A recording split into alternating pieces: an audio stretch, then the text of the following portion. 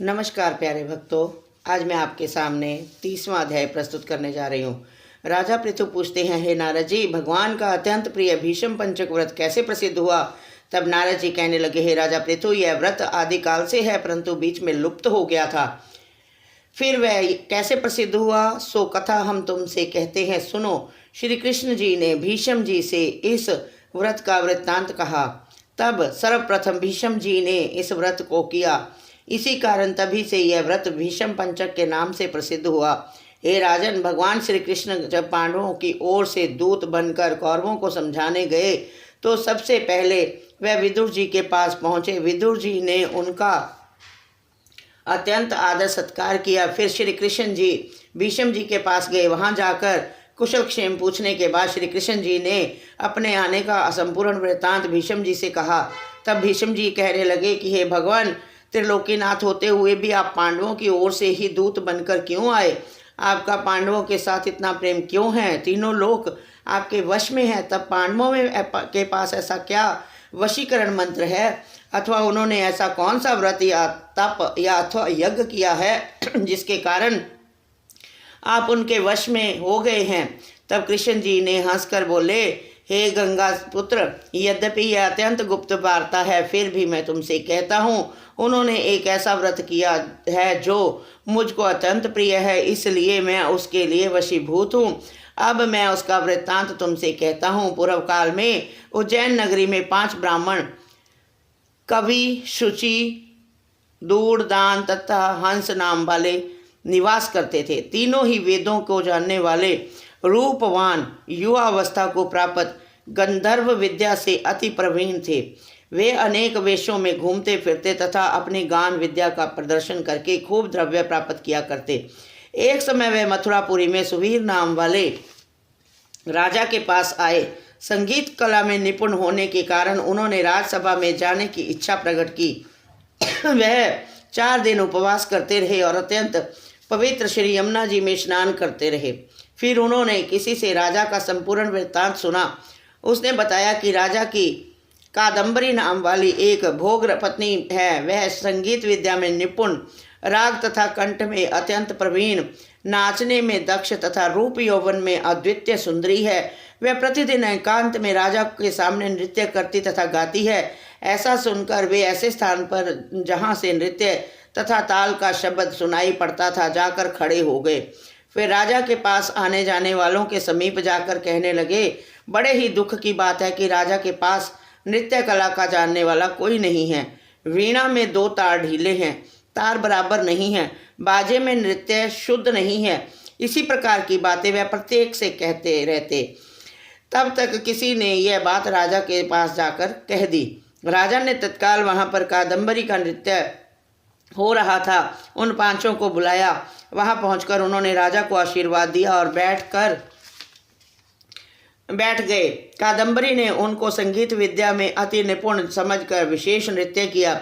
जब उसने चक्र में चक्र ताल दिया तो उन ब्राह्मणों ने उसको रोक दिया। उसने चक्र छोड़ तथा योग ताल दिया, मगर वक्र चक्र खंडित नहीं किया। इस पर कादम्बरी का रूप और गुण देखकर वह 5 उस पर मोहित हो गए। कादम्बरी भी 5 को देखकर उन पर मोहित हो गई। उसने रात्रि को चोरी छिपे ब्राह्मणों के पास अपनी एक सखी के हाथ यह संदेशा भेजा कि तुम 5 में से एक एक प्रतिदिन नगरी से दूर उत्तरी कोण में यमुना तट के समीप जनशून्य लताओं से ढका हुआ अनंत नामक तीर्थ है, वहां पर मेरे पास आकर अपनी अपनी विद्या तथा गुण का प्रदर्शन करो। मैं भी वीणा तथा राग की अपनी कुशलता दिखाऊंगी। भगवान कहते हैं कि हे भीष्म जी, एक ब्रह्मचारी जो मेरा भक्त था, दुष्ट संगति के भय से गांव से अति दूर वहां रहता था। उन दिनों वह भीष्म पंचक व्रत करता हुआ देवालय में मेरा पूजन करता था। कार्तिक शुक्ल एकादशी के दिन उस संगीतज्ञ ब्राह्मणों में से कवि नाम वाला ब्राह्मण वहां पर आया। कादम्बरी भी मुनि के उस स्थान पर पहुंच गई। वहां मुनि ने जिस प्रकार पूजा की, उसी कवि नामक ब्राह्मण ने भी उसी प्रकार भगवान का पूजन किया। उसके बाद वीणा लेकर गान करने लगे। उस मुनि ने क्योंकि अपना मन जीता हुआ था, इस कारण उसने गान सुनकर भी क्रोध नहीं किया। सारी रात कादम्बरी और कवि गायन व नृत्य करते रहे। मुनि को गोबर का आचमन करते देख कवि ने भी वैसा ही किया। प्रातःकाल होते ही कादम्बरी राजमहल में पहुंच गई। मुनि की संगति से उसके समस्त पाप दूर हो गए। इस कारण द्वादशी के दिन कवि अपना समस्त द्रव्य दान करके विरक्त हो गया। दूसरे दिन शुचि आया। उसने भी कादम्बरी के साथ रात्रि भर नृत्य गायन किया और मुनि की भांति हमारा पूजन करके गौमूत्र का आचमन किया। फिर प्रातःकाल होते ही वह भी अपना धन आदि दान करके विरक्त हो गया। उसने निश्चय किया कि जिस प्रकार कादम्बरी को नृत्य गायन व रूप को देखकर मुनि का मन चलायमान नहीं हुआ, उसी प्रकार मुझे भी अपने मन को वश में करना चाहिए। त्रयोदशी के दिन दूढ़ नाम वाला ब्राह्मण कादम्बरी से मिलने आया और नृत्य गायन करने के बाद मुनि की तरह पूजन वह गौ का दूध पीकर विरक्त होकर चला गया। चतुर्दशी के बाद चतुर्दशी को वहां पर दान नाम वाला ब्राह्मण आया और पहले वाले अपने बंधुओं के समान कादम्बरी के साथ नृत्य गायन करके मुनि से बचे घी का पान करके शुद्ध चित्त होने के कारण विरक्त हो गया। सबसे अंत में पूर्णमासी के दिन हंस नामक ब्राह्मण ने आकर मुनि को देखकर उनको नमस्कार किया और यमुना में स्नान कर आंवले के वृक्ष के नीचे बैठकर श्राद्ध कर्म किया।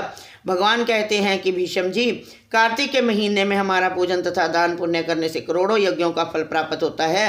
अतएव हंस नामक वह ब्राह्मण सत्संग पूजन तथा मुनि के बचे हुए दही का पान करके विरक्त हो गया और अपना सब धन दान करके तीर्थ यात्रा को चला गया। उधर राजा ने मंदिर में कादम्बरी के जाने का समाचार सुनकर उसे महल में बंद कर दिया, जिससे वह मंदिर में ना जा सकी। कार्तिक मास के हमारे सामने नृत्य गायन करने के कारण वही कादम्बरी द्रौपदी हुई तथा हंस नाम वाला वह ब्राह्मण आंवले के वृक्ष के नीचे श्राद्ध आदि करने से युधिष्ठिर हुआ। एकादशी के जागरण के कारण कवि अर्जुन, शुचि, सहदेव, दान, नकुल तथा दूढ़ नाम वाला पराक्रमी भीम हुआ।